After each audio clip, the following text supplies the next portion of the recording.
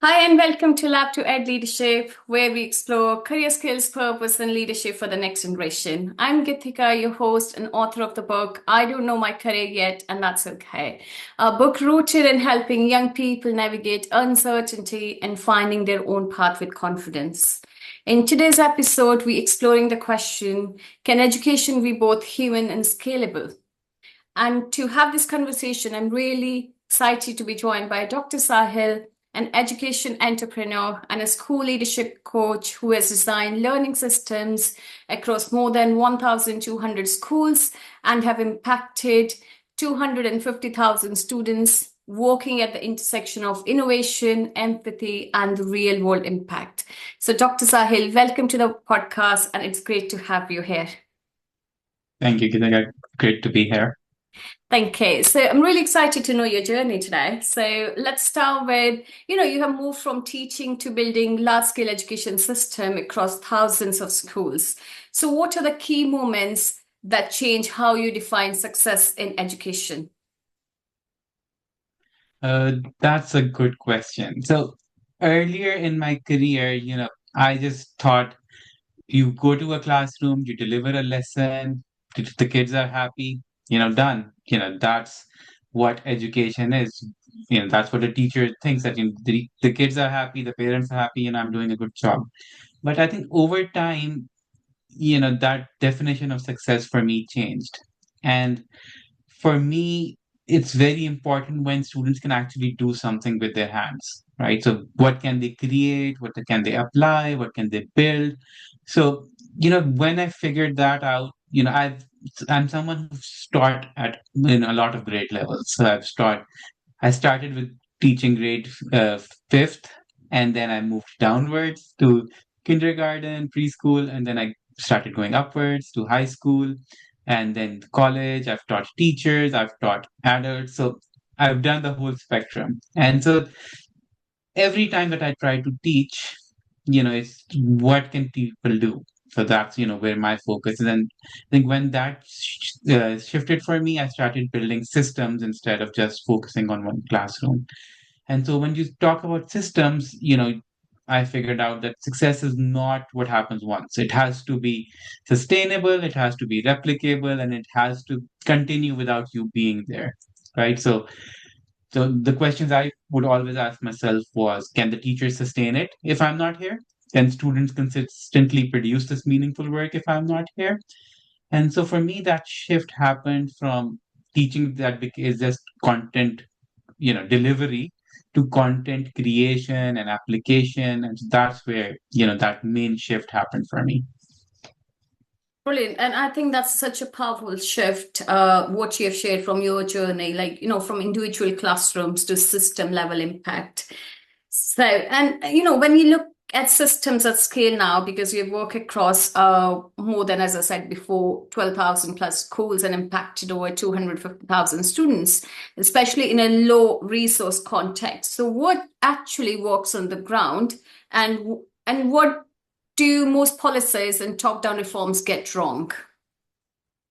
I think one of the things that happens when you're working on such big scale is that you need to feel that you're responsible for everything and you're so removed from it that you're not in the classroom. So what I would do was I would pick one school where I would go every day. I would be in the classroom. I would see how those innovations are actually happening, and then once we've piloted all of those things, then I would take it to other schools. So I knew that this is what happens in this school, and we have some idea of what those constraints are, and then we take it to more schools, and we continue to tweak it as we go into all these different contexts. But I think what works is very simple. You have to have clear steps of what needs to be done. You need to provide continuous support. I found that that's missing in how people are doing education reform is that they go in, they do a training, and they leave. So that continuous support element is very, very important. And then the teacher ownership. That's, I think, what most organizations just completely miss out on. They think they're the experts. I'm going to go into a school and I'm going to give them this magic formula that I have. solve all the teachers' problems. And that doesn't happen because the teachers don't take ownership of it. They don't believe that it's their system. So, what I and and it's very funny, but I always say that these programs rely on the giving nature of teachers, that they know that the teachers care, the teachers will take on responsibility. But what that does is that if they don't have the ownership, they're going to burn out and then they leave. And you don't want teachers leaving because you know we're such deeply caring people that we want to work in this field. And so, being in the classroom, co-creating with teachers and making sure the teachers own the work, get feedback from them, take their, whatever they're telling you, take them at face value, add them to your system, and it will always come out to be, better work. So, I would say ownership at the classroom level is very, very important. And the real leaders who are designing these programs have to be in classrooms. Definitely. And I think that's a really honest, reflection on the gap between the policy and the practice. Because in most of the schools, what we have seen is policy just made by the top leaders or only a few peoples. And sometimes they've never been into the classrooms. They're just making a policies. And, when we include and give the ownership to the teachers, because they are the driving force who are working for you every single day in the classroom, facing those challenges, so bringing them onto the board, and I think that can make truly, the true difference. So thank you, Dr. Sahil, for sharing this. So that brings to the human side of learning. In a system focused on standardization and testing, so what does human learning practically look like in a real classroom? I think that's a very apt question, especially for this moment where all these companies are trying to bring AI into the system and they want to remove the teacher and say, oh, AI can do everything. Human learning is what's going to stick. Human learning is, what's going to differentiate people, not what they've, the knowledge that they get from, AI. So for me, human learning is when every student in the classroom gets to solve real world problems. It's not about, that some students are doing well, the others, well, they'll learn at their time. No, everyone has to be able to solve real world problems. Knowledge is not a problem anymore. With AI, well, with Google, it was always, it was never a problem, but with AI, it's really at your fingertips. So you need to know how to solve problems. You need to be able to sift between all these sources of information to make sure that what you're getting is unbiased and, unadulterated content where it's not a mix of other people's opinions or biased opinions.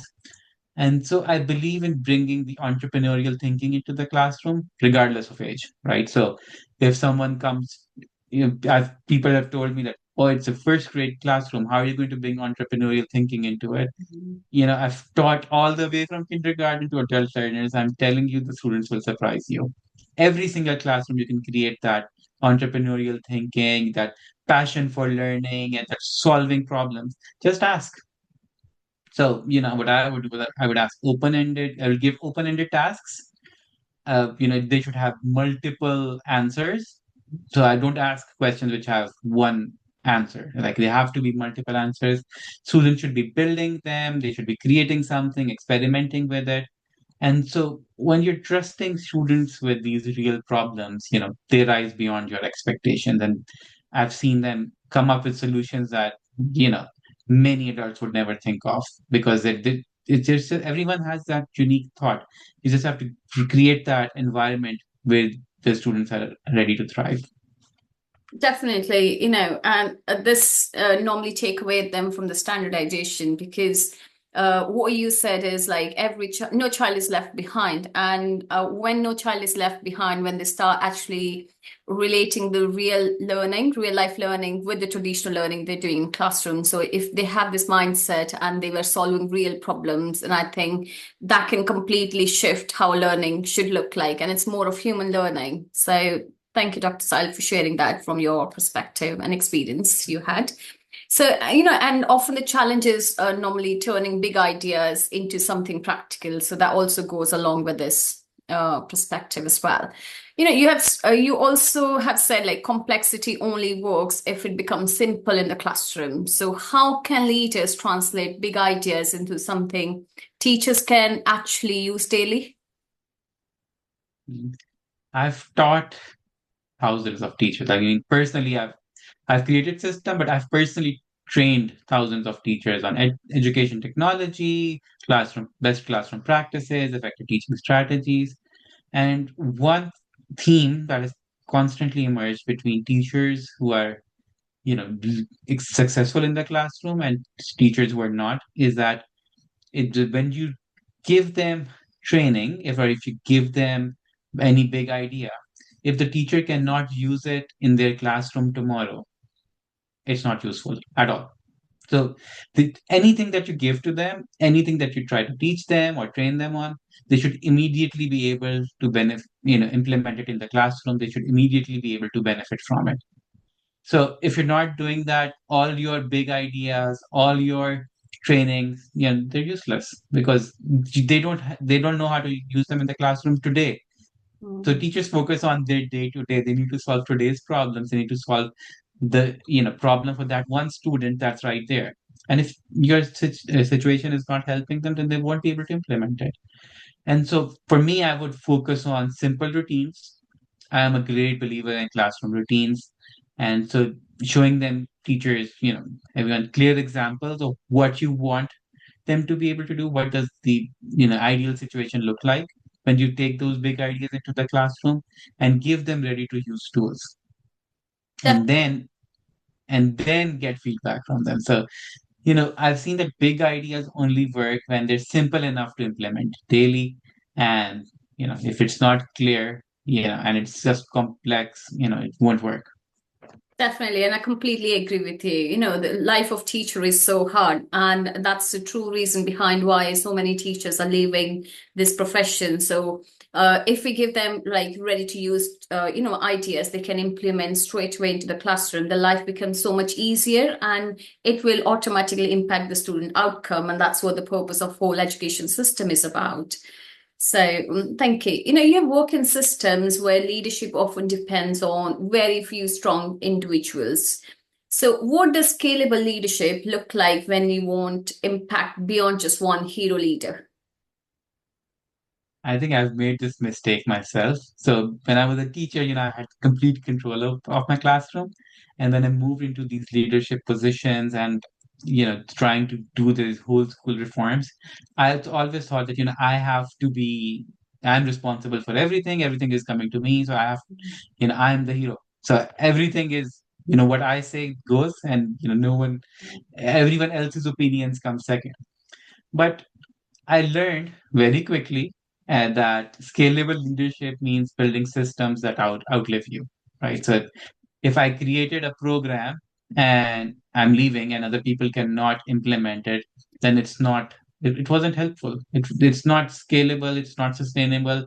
So what's the point of having that hero leader? I'm a hero right now, but the program is not being implemented. So it's a waste of time, effort, and that whole program and finances as well. So whenever I used to create these large scale school improvement projects, I would intentionally identify leaders from within the community. Mm. And so the idea was that I would train them, but they'll be the owner. So even if I leave or my organization leaves, they'll continue to support and serve that community because they're teachers. That's what they do. And so I've always approached every system like an ecosystem. So when we were going into doing school improvement, our idea was that we need to improve the learning outcomes for students. But how did we do that? We taught the students directly. We co-taught with the teachers. We trained the teachers and administrators. We recognized teachers. We had events to celebrate learning. We engaged with the community. We even taught parents and grandparents, so that everyone is involved. So the goal was that we're not doing one intervention. We're trying to bring system-wide change, which is owned by the community. So then I was nowhere in that picture, right? There was no me. It was about the community and what they're able to create with the resources that, they've come across. So I think that's how you move away from a hero leader and getting into that scalable and sustainable leadership model. Wonderful. And you normally, from your perspective, I think, what is the biggest takeaway for anyone who's listening is, because most of the schools we have seen, they just all the policies or the top level decisions are just made by only one person, or just when they took up, or any member of staff who's take the leadership role, they start thinking, oh, I'm the hero leader, so everything just depend on me. I'm the only one who's doing everything, and this is what I want. What I want to say. Okay, this is only everybody follows, and Hmm. that person leaves again. The cycle continues, and that's why the school's not able to make sustainable progress, and they just rely every year, maybe every 2 years or 4 years, of the same person. So what you said was that really challenges the idea that change depends on one person, or you want to bring the community along and work and grow sustainably, and you can scale it to a system level or wider. So, okay, I have another question. So many young people feel pressure to have figured out early. So, looking at your own path, what should they focus on if they want to build meaningful impact? So if someone asks me what path I took, it would be very difficult to describe because I like doing a lot of different things at the same time. So I've been a teacher, I've had my own businesses, I started, training, and all of those things are happening at the same time and not even in the same industry most of the time. So for young people, I would tell them that especially in the age of AI, everything can be learned right now. The only thing that you cannot learn from AI is how to be human. So I would say focus on empathy, focus on teamwork, focus on risk taking, focus on, having tolerance for uncertainty, have passion for what you're doing. So all of those things, AI won't be able to do. So take action, keep learning, keep adapting. The more skills you can get, the more hard skills you can get right now, you'll be able to do, benefit from them. So thinking that, if I'm going down one path, I won't, I'm wasting my time because, oh, this is not going to exist in the future. So don't think like that. Nothing you ever learn is ever wasted, right? So everything will connect later. Just keep doing. Just as a, that in Finding Nemo, it says, just keep swimming. So you have to just keep doing something. You have to keep taking action and just having an open mind and keep learning.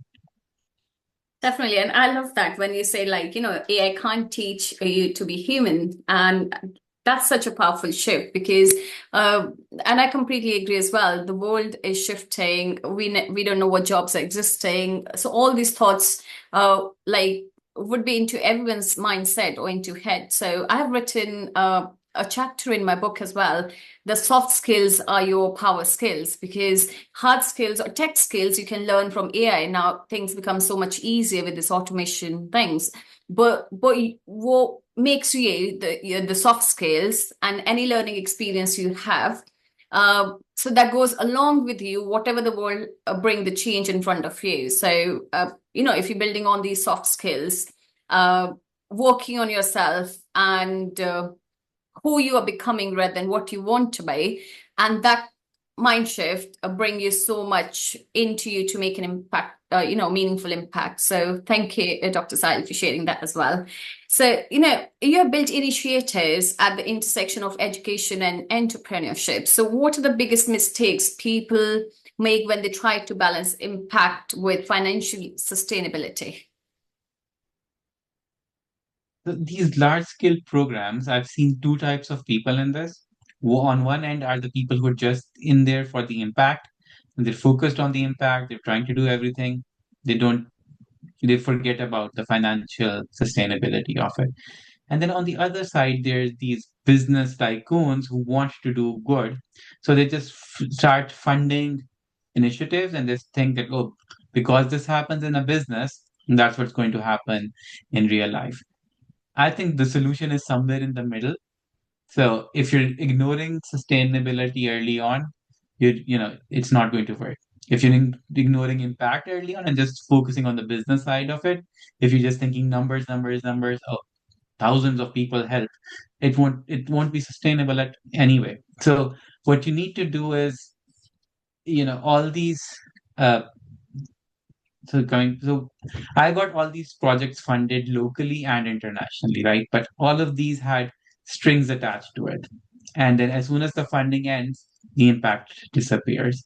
So I would suggest very strongly, whoever is trying to create impact focused models, you have to design these models with impact and sustainability in mind from day one.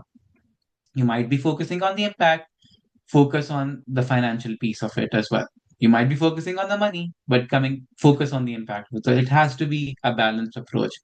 If your work depends on external funding forever, it's not going to be sustainable.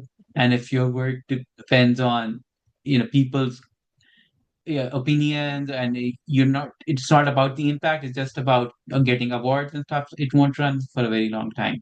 It has to help people on the ground, and it has to make financial sense for you to do so. And the balance is something so many people struggle with.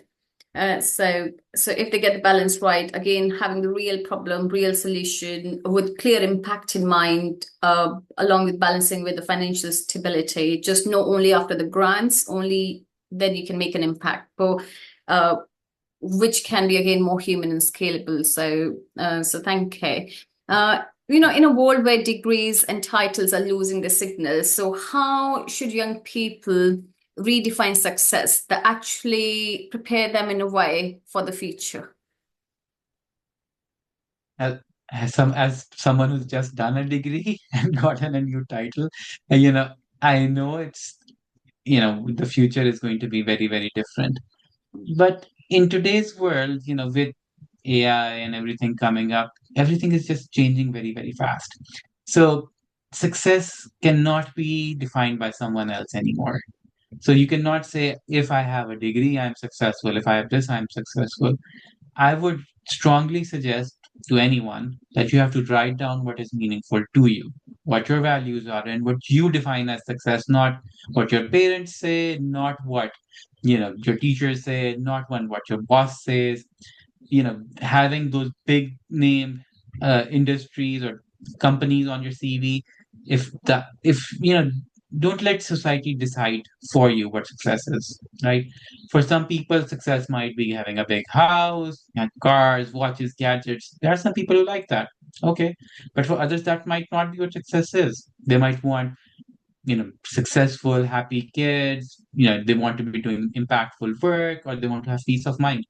So you have to decide what your success is, because there is no single definition, right? So write it down, and then of course you can change it as you grow and evolve, but you need to have that blueprint, and you have to be clear on your values.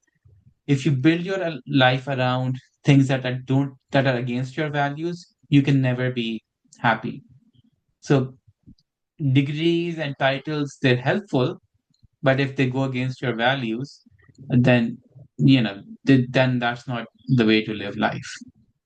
And definitely, and that go back to a core theme again, like, what do you want to do or who you are becoming? So your values, your skills matters more to you, and success look different to different people. For example, you've said like, some people just buying a house and that's a big success for them. And some say, okay, I have this title and that's the success. Everyone have a different definition of success. But yes, uh, like how are your skills and achievements goes with you and that make you kind of satisfaction of your life makes real difference. I would Sorry, I would add one more thing to it. Don't compare yourself to other people. Yes. So you look while you look at social media, you see all those people saying, I did this, I did that. That's not you. You have your own pathway, you have your own journey. Focus on your journey, focus on yourself, and yeah, don't compare yourself to what other people's, 100th step is when you're still on step two. Definitely, and I echo that as well. What you just said. And in my book also, I mentioned that be brave enough to take the first step. Don't compare your life with others. When you take the first step, things get become clear, and that's you. So, Mhm. and that's being as a human. So, okay. So you also have said like learning begins when people feel invited. So, what does that look like in practice for teachers and school systems? So for me, students or learners or participants, they engage when they feel invited, right? Not forced. So I try not to teach or conduct trainings or do anything where participants are forced to be there. Therefore, because of checking a check, they have a checkbox to check off, or their school leaders say you have to go. No. So what I do is that whenever these state trainings are being designed, I do a needs analysis. I ask people, what do you want to learn, and why do you want to learn it? So, and during the sessions, during the class when I'm teaching, that means giving open-ended tasks, allowing these individuals to show multiple ways of learning. What I mean is that not everyone is a good exam taker. Okay, so show me different ways of how you've learned this and you're able to apply it. I encourage entrepreneurial thinking. I let students, fail, and then I help celebrate it with them. That yes, you failed, great. Now you know this is not a way that works. Let's do it another way. And so while I was in the classroom, you know, everyone knows that there's some required tests that your school administrator would want.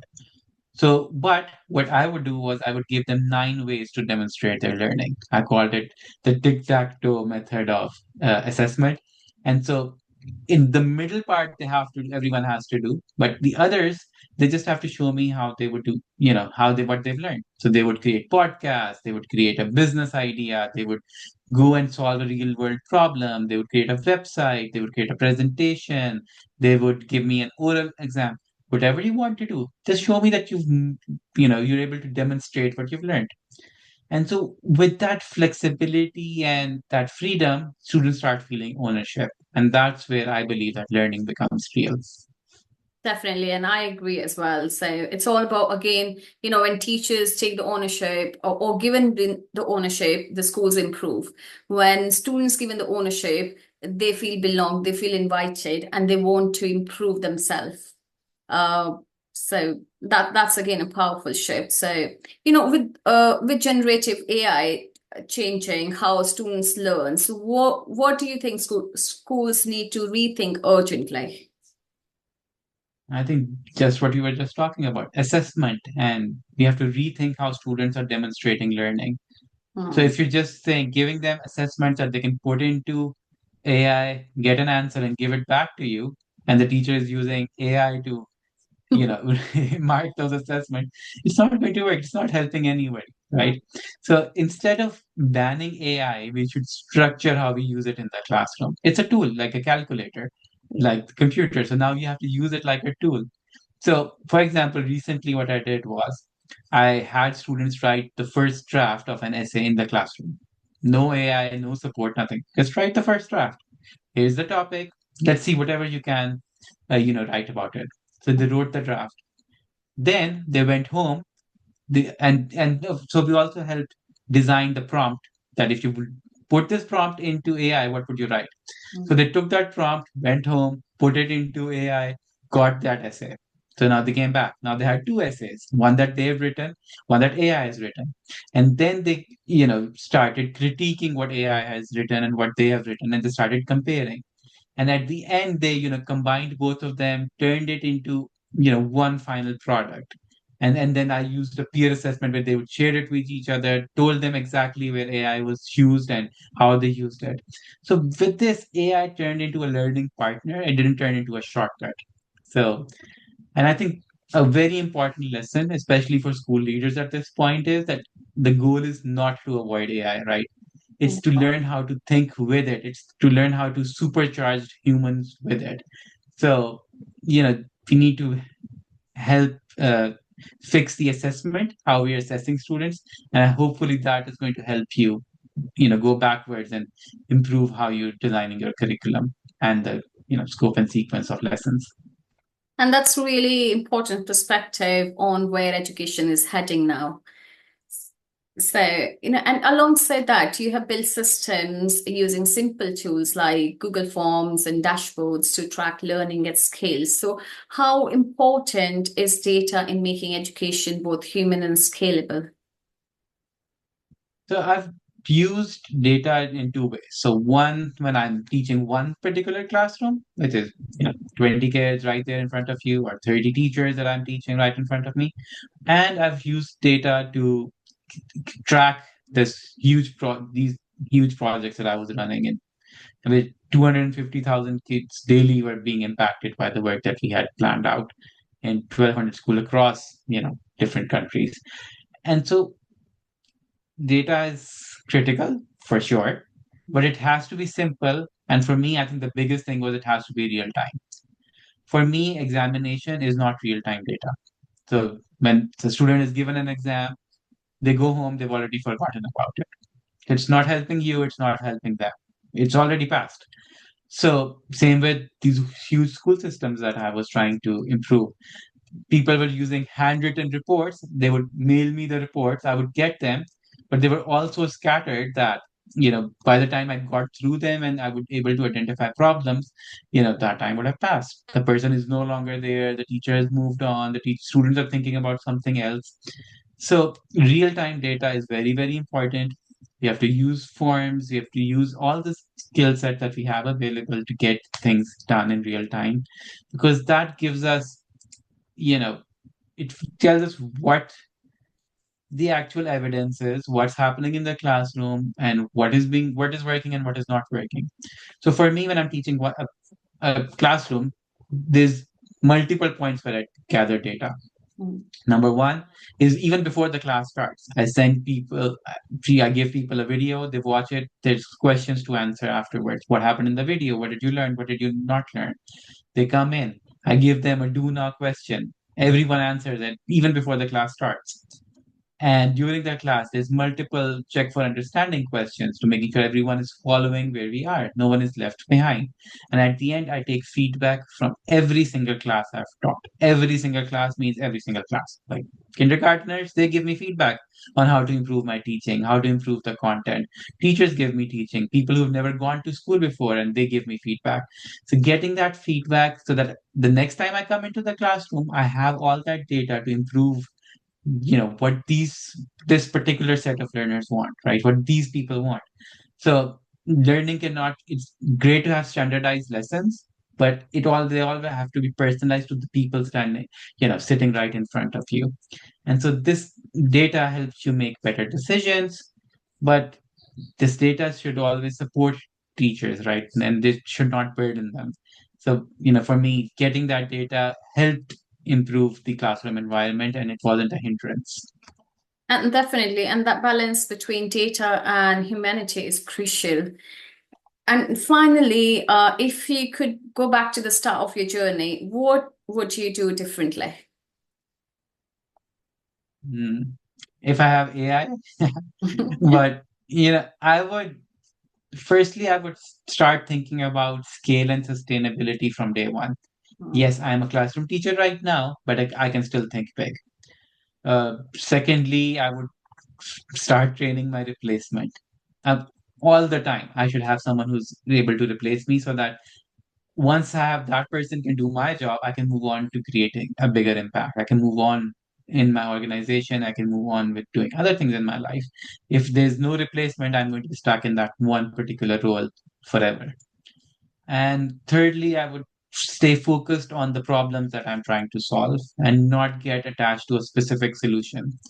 As entrepreneurs, we come up with a business idea and we're like, oh, this is the best product for it. And that's how I'm going to do it. But, that's not always sustainable. If you focus on the problem that you're trying to solve for a particular set of people, you'll always be able to come up with multiple ways to solve that problem. And it has to come from that community, what the right uh, problem, what the right solution is. And lastly, I would say I would try to bring in the right people and partners together early on.